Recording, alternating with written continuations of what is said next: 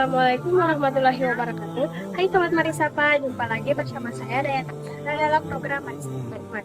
Kali ini kita akan belajar bersama yang berjudul Mendapatkan Surga dengan Bersyukur yang akan dibawakan oleh Huzaifah Al-Ghifari Robot. Assalamualaikum warahmatullahi wabarakatuh. Alhamdulillahilladzi arsala rasulahu bil huda wa dinil haqq liyudhhirahu 'ala ad-dini kullih walau karihal musyrikun. Asyhadu an la ilaha illallah wa asyhadu anna Muhammadan 'abduhu wa rasuluh.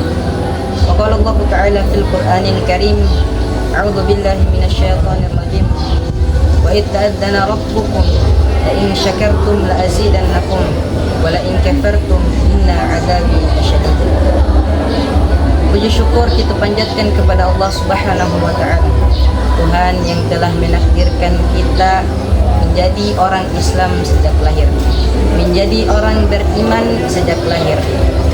Tidak sebagaimana para rasul susah payah mengajak umatnya untuk beriman kepada Allah Subhanahu wa Ta'ala. Contohnya Nabi Nuh alaihi salam beratus-ratus tahun mengajak kaumnya untuk beriman, namun anaknya sendiri tidak mau beriman kepada Allah Subhanahu wa Ta'ala.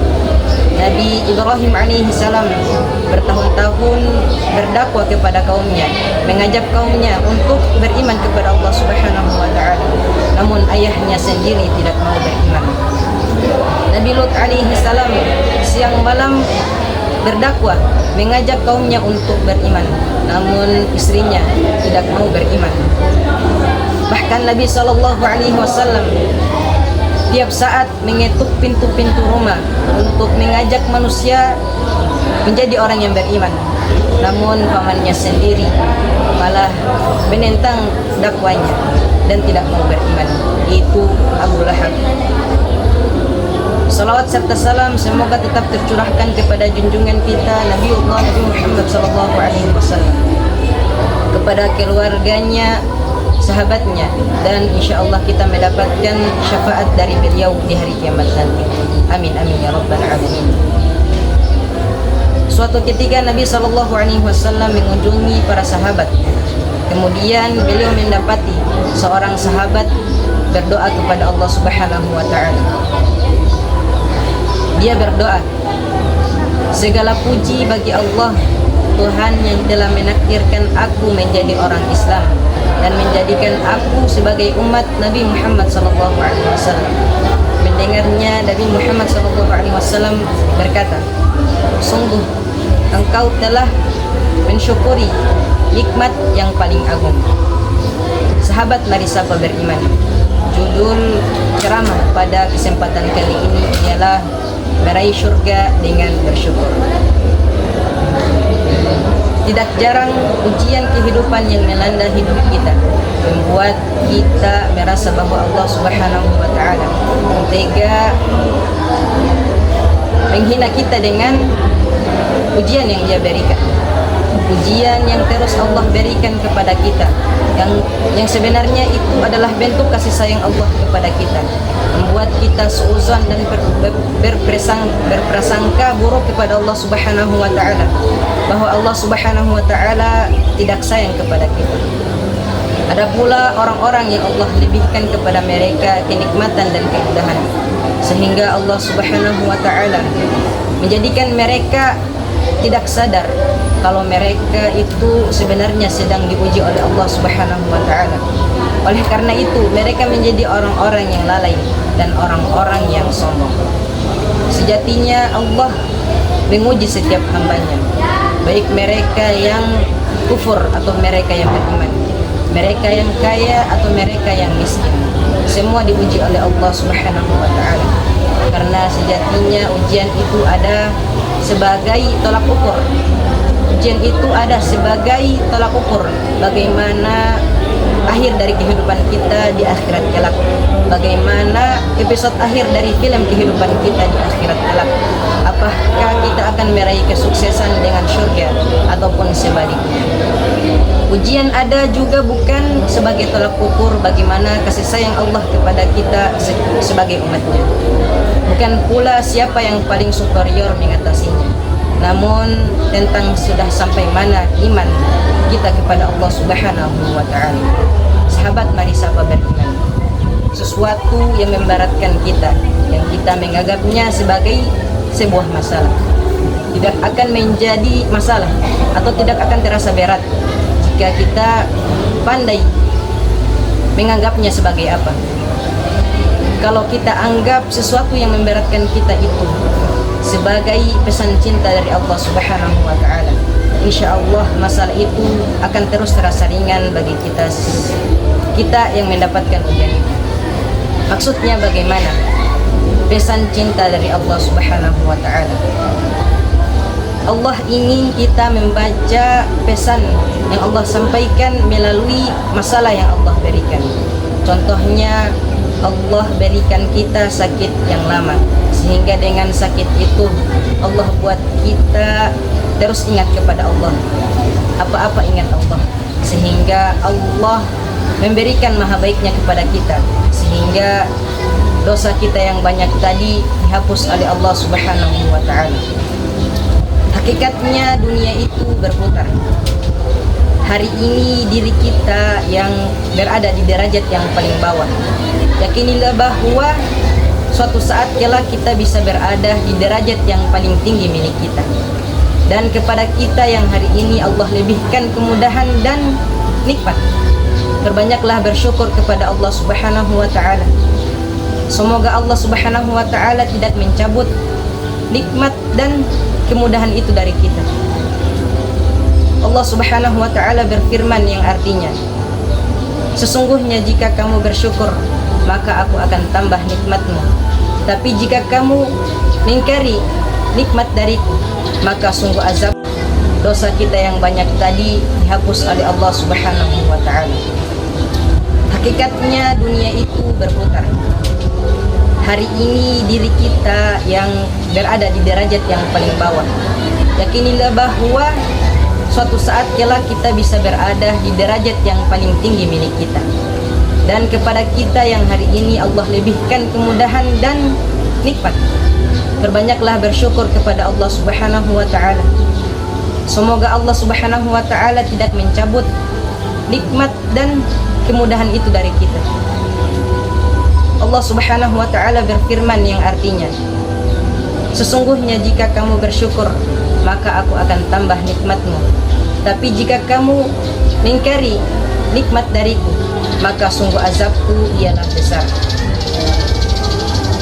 Sesuatu yang kita inginkan akan terus terasa indah karena kita belum memilikinya. Contohnya, kita berkata, jika kita bisa memilikinya, pasti hidup saya dunia dan akhirat akan bahagia. Padahal tidak seperti itu. Saya ulangi, sesuatu itu akan terus terasa indah karena kita belum memilikinya. Contohnya, hari ini kita sedang kelas 10. Kita pengen cepat-cepat naik kelas 12 lalu lulus. Pas sudah kelas 12, kita ingin balik lagi ke masa-masa kelas 10. Begitulah kehidupan. Kenikmatan yang fana ataupun sementara, dan kenikmatan yang abadi ialah kenikmatan di akhirat kelak. Sahabat, mari sama beriman. Ada suatu kisah di zaman Nabi SAW. Para sahabat sedang bersama dengan Rasulullah SAW di majelisnya. Kemudian Nabi SAW bersabda, sebentar lagi akan lewat seorang laki-laki ahli syurga. Kemudian lewatlah seorang laki-laki Ansor yang anggota tubuhnya basah dengan air wudhu. Kemudian besoknya lagi Nabi Muhammad SAW bersabda kembali, akan lewat seorang laki-laki penghuni syurga. Kemudian lewatlah laki-laki yang sama seperti yang kemarin. Begitu pula di hari yang ketiga, Nabi Muhammad SAW bersabda, sebentar lagi akan lewat seorang laki-laki penghuni syurga. Lalu lewatlah seorang laki-laki itu yang sama seperti hari-hari kemarin. Seusai majelis Rasulullah SAW, sahabatnya radhiyallahu anhu, sahabat Abdullah bin Amr bin Al-As radhiyallahu anhu.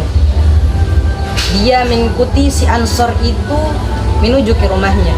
Nah, lalu dia berkata kepada si Ansor, "Sungguh hari ini aku sedang bermarahan dengan ayahku, dan aku berjanji tidak akan menemuinya selama 3 hari. Maka selama 3 hari itu, bolehkah aku tinggal di rumahmu?" Mendengarnya si Ansor langsung mengabulkan permintaan dari si Abdullah. Singkatnya, tinggallah si Abdullah di rumah si Ansor selama 3 hari. Niatnya sudah jelas, ia penasaran dengan amalan yang dilakukan oleh si Ansor. Sampai-sampai Rasulullah SAW bersaksi bahwa dia adalah seorang laki-laki ahli syurga. 3 hari dia tinggal di rumah si Ansor, namun yang ia cari tidaklah dia dapati. Dia tidak menemukan ibadah khusus yang dilakukan oleh si Ansor, sampai-sampai dia berkata dalam hati bahwa amalannya si Abdullah ini, si dia, lebih baik dari amalan yang dilakukan si Ansor. Akhirnya si Abdullah jujur. Dia berkata, "Sebenarnya aku tidak lagi bertengkar dengan ayahku, dan aku tidak ada niat untuk menjauhinya. Namun aku penasaran dengan apa yang disabdakan Nabi Muhammad SAW tentangmu, bahwa engkau adalah ahli syurga. Aku penasaran dengan amalan yang engkau perbuat. Aku ingin menirunya. Semoga dengan amalan yang sama aku bisa menggapai derajatmu, yaitu derajat syurga." Mendengarnya si Ansor pun berkata, "Amalanku tidak lebih dari yang engkau lihat selama engkau berada di rumah." Kemudian si Abdullah pun beranjak pulang. Lalu si Ansor memanggilnya, "Demi Allah, amalanku tidak lebih dari yang engkau lihat selama engkau berada di rumahku. Hanya saja aku tidak pernah menaruh rasa iri dan dengki kepada siapa saja yang Allah lebihkan kepada mereka nikmat dan kemudahan. Dan nikmat dan kemudahan itu tidak ada pada diri." Itulah kisah bagaimana si Ansor mendapatkan syurganya Allah Subhanahu wa Ta'ala. Dari kisah di atas kita dapat mengambil hikmah bahwa si Ansor bisa mendapatkan syurga karena dia tidak pernah menaruh rasa iri dengki kepada orang-orang yang Allah lebihkan kepada mereka nikmat dan kemudahan. Dan tidak ada rasa iri dan dengkinya si Ansor kepada orang-orang yang Allah berikan nikmat dan kemudahan. Itu merupakan bentuk rasa syukur si Ansor kepada Allah Subhanahu wa Ta'ala dengan apa yang Allah telah berikan kepadanya saat itu. Demikian apa yang bisa saya sampaikan.